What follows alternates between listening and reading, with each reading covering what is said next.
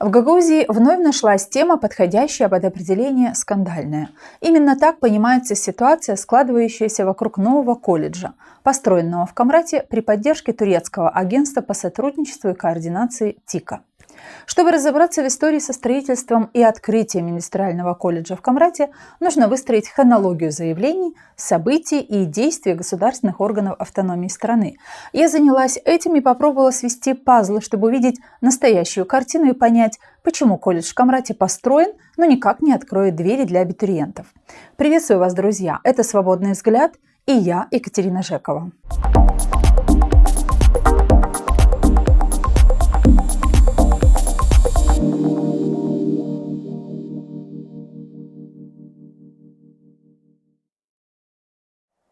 Строительство индустриального колледжа в Камрате с целью подготовки специалистов IT началось во время второго мандата Ирины Влах.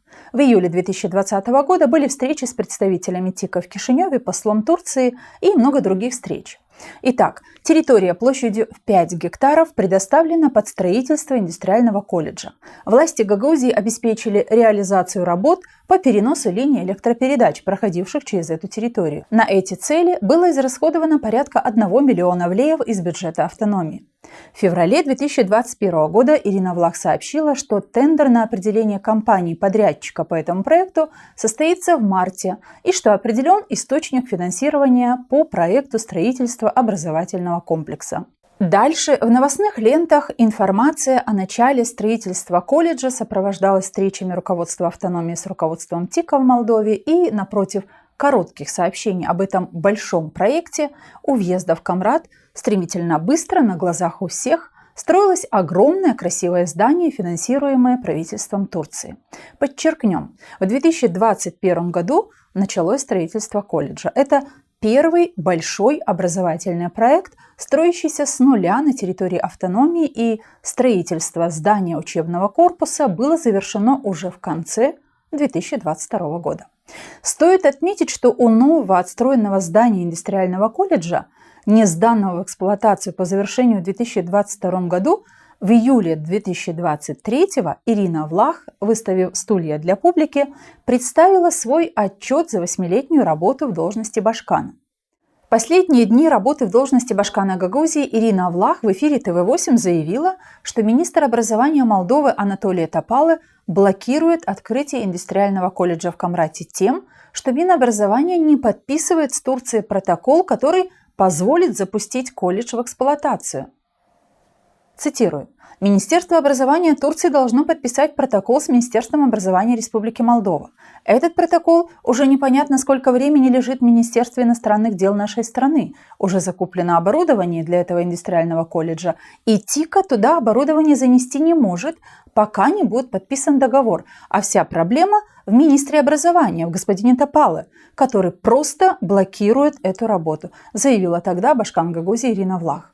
Анатолий Топалы ушел в отставку летом 2023 года, и в марте 2024 года Дан Перчун, новый министр образования, в одном из интервью для СМИ сказал, что колледж начнет обучать студентов с сентября 2025 года. Цитирую. До этого сентября я не думаю, что мы успеем найти достаточно учителей, закрыть все вопросы с турецкой стороной и так далее, чтобы мы смогли уже сейчас начать набор. Но 2025 год – это очень реалистично, сказал министр Перчун.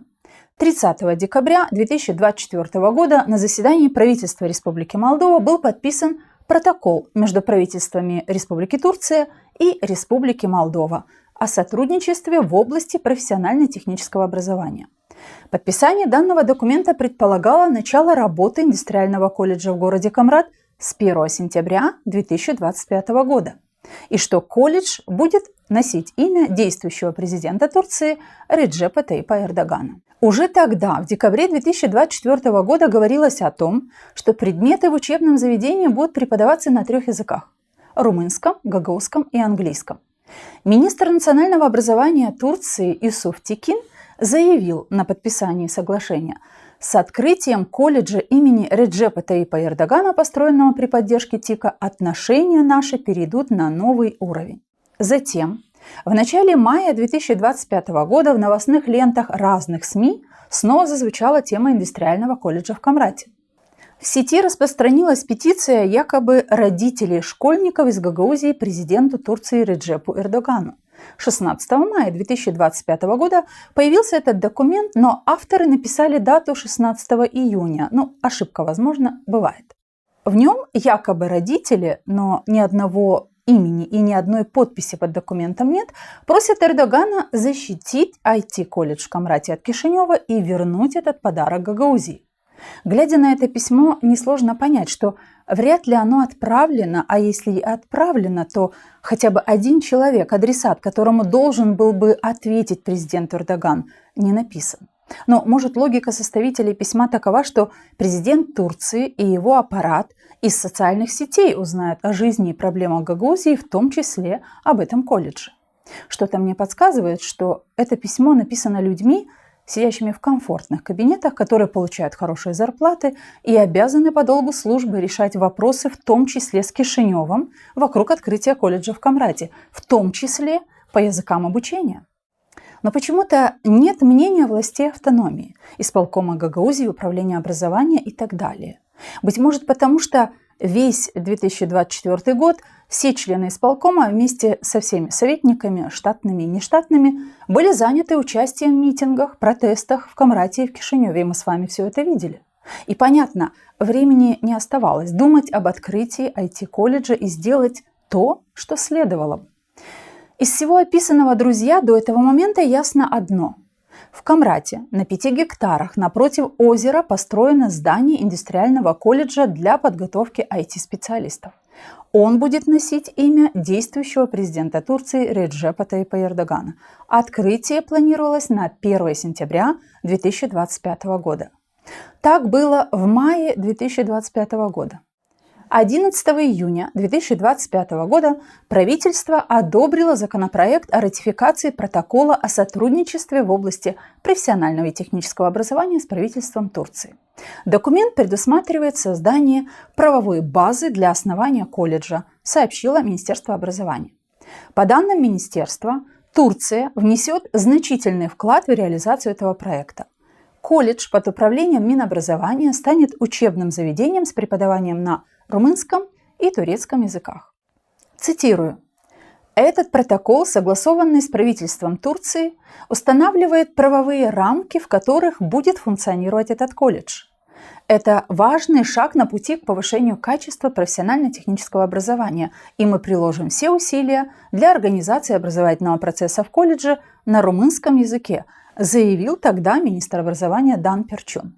Таким образом, стало понятно, что здание колледжа построено, Турция обеспечит строительство технического блока с полностью оборудованной инфраструктурой, оснащением учреждения современным оборудованием, мебелью, лабораториями и техникой, необходимыми для учебного процесса. Также обеспечит строительство общежития для студентов. Министерство образования тогда также сообщили, что на открытии колледжа в 2025 году были выделены 1 миллион 800 тысяч леев.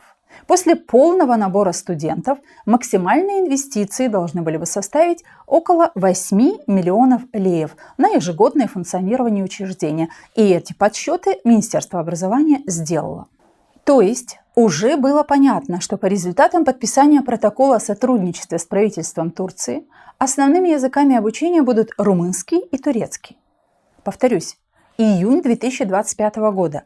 И ни исполком, ни Народное собрание Гагаузии не отреагировали на то, что русский язык не упоминается в протоколе сотрудничества, который ляжет в основу функционирования колледжа. Почему власти автономии не отреагировали тогда? Неизвестно. Однозначно лишь то, что с марта 2025 года, после задержания, а потом и заключения Евгении Гуцул, все рабочие контакты профессиональных министерств, в данном случае образования с управлением образования Гагаузии, резко сократились. Нам стало известно, что участие представителей автономии в рабочих заседаниях игнорировались. На официальные письма Министерства образования Управление образования не давало ответов. Такую информацию нам сообщил наш источник. Так ли это? Предлагаю Управлению образования опубликовать письма Министерства образования по вопросу открытия колледжа и их ответы Министерству, если таковые были. Также нам стало известно, что на одном из этапов обсуждения вопроса о запуске колледжа в Камрате участие в работе комиссии принял представитель управления строительства. Исполнительному комитету необходимо было урегулировать кадастровый вопрос. Земельный участок, на котором расположено здание, находится в собственности исполкома. Замечу, что протокол между правительством Республики Молдова и правительством Турецкой Республики о сотрудничестве в области профессионально-технического образования был ратифицирован в парламенте Молдовы. Согласно документу, Министерство образования и исследований предоставит колледжу места для приема с финансированием из госбюджета и обеспечит его функциональность. Ожидается, что ежегодно по государственному заказу будут обучаться около 60 учащихся. Стоимость одного ученика будет составлять около 30 тысяч лей в год. Заместитель генерального секретаря Министерства образования Людмила Павлова отметила, что директор колледжа будет назначен в соответствии с законодательством молдавской стороной, а содиректор – турецкой стороной. И еще что важно, цитирую генерального секретаря Минобразования, стороны, Молдова и Турция, договорились о создании комитета по управлению колледжем, куда будут делегированы по 2 представителя с каждой стороны, включая представителя Гагаузской автономии. Согласно того же протоколу, все активы и недвижимость колледжа будут переданы в собственность правительства Республики Молдова. И этот пункт протокола однозначно указывает на то, что построенное здание колледжа должно перейти из собственности Исполнительного комитета Гагаузии в собственность правительства Республики Молдова. В Республике Молдова деятельность колледжей, профессионально-технических училищ регулируется прежде всего Кодексом Республики Молдова об образовании. То есть по форме собственности колледжи и профтехучилища в Молдове находятся в государственной собственности, являются публичными учреждениями и подчиняются Министерству образования или другим центральным органам власти. Учредителем выступает государство. И только это может дать основание государству в лице правительства, Министерства образования выделять финансы из бюджета страны, чтобы обеспечить должную организацию жизнедеятельности колледжа и нести ответственность за создание условий для качественной подготовки кадров. Это так, друзья, для полного понимания законодательных норм в образовании. В сентябре 2025 года начальник управления по вопросам политики в области профессионально-технического образования и обучения Министерства образования и исследований Молдовы Сильвию Гынку пояснил в ответ на запрос издания «Логос Пресс», которое исследовало ситуацию с колледжем. Цитирую. «На данном этапе здание построено, но еще не введено в эксплуатацию. Приемку объекта предстоит осуществить представителям АТО «Гагаузия». До тех пор, пока здание не будет введено в эксплуатацию, процесс открытия колледжа не может быть продолжен». Также говорилось, что язык обучения будет румынским, а некоторые предметы по соглашению сторон будут изучаться на гагаузском, турецком или английском языках. Все тому же изданию «Логос Пресс» в сентябре 2025 года Дмитрий Монастырлы, депутат Народного собрания Гагаузии, председатель постоянной комиссии по науке, образованию, культуре, языку и культам, сказал: «Здание, оборудование, технически все готово. Методически не готовы. Сама образовательная программа еще не утверждена. В частности, необходимо решить, на каких языках будет вестись обучение. Это тоже немаловажно. Фактически были готовы начать прием студентов, но из-за отсутствия решения по программе в этом году опять не успеем, а жаль. Надо усилить работу, ведь нас и дети спрашивают. Этот колледж важен и нужен. Здесь будут обучаться техническим специальностям со всего юга и из других регионов Молдовы, может даже из Румынии. В следующем году он может и должен быть открыт». Вот что сказал Дмитрий Монастырлы. Но что странно, от депутатов Народного собрания Гагаузии никаких письменных обращений, заявлений, требований к исполкому, либо Министерству образования в поисках ответа на вопрос, на каких языках будет работать колледж, почему не открывается колледж, почему исполком не вводит в эксплуатацию и не осуществляет передачу здания в собственность государства. Никаких обращений не было. А еще 5 декабря 2025 года премьер-министр Александр Мунтян провел встречу с послом Турции Уйгаром Сертелом. На сайте правительства было написано следующее, что Турция продолжает поддерживать учебные учреждения ВТО Гагаузия, а одним из недавних крупных проектов стало строительство Камрадского индустриального колледжа, на который ТИКа выделила $4 миллиона. Друзья, из всего сказанного понимаем следующее. Турция выделила $4 миллиона, построила здание индустриального колледжа в Камрате. Министерство образования Республики Молдова заключило договор с Министерством образования Республики Турция. Турция взяла на себя обязательство оснастить оборудованием построенное здание и мебелью все учебные помещения. Также построить общежитие на 230 человек. Молдова взяла на себя обязательство обеспечить функционирование колледжа и его финансирование из государственного бюджета. Исполком Гагаузии за 3 года не ввел в эксплуатацию здание построенного колледжа. Исполком Гагаузии не передал в собственность государства здание индустриального колледжа в Камрате. В сухом остатке история достроенного здания, открытие которого ждут многие школьники и их родители, подчеркивает полное бездействие исполнительного комитета Гагаузии. Бездействие при том, что забота о молодежи, будущем Гагаузии, людьми, которые сейчас управляют автономией, представляются как одна из главных их задач. Итак, быть или не быть открытию индустриального колледжа в Камрате в 2026 году зависит только от исполнительного комитета Гагаузии. Это ж надо умудриться. Получить на блюдечке с золотой каемочкой здание, которое стоит $4 миллиона, иметь немалое число талантливых выпускников школ, желающих обучаться современным IT-профессиям, и не сделать простых, совершенно бесплатных шагов, ввести здание в эксплуатацию и передать его в собственность государства. Друзья, это был мой свободный взгляд на историю, которая разворачивается вокруг индустриального колледжа в Камрате. Откроется он в этом году или нет, увидим вместе. И это тест для власти в Гагаузии. Друзья, подписывайтесь на наш канал в YouTube Gagauз Media. На сегодня все.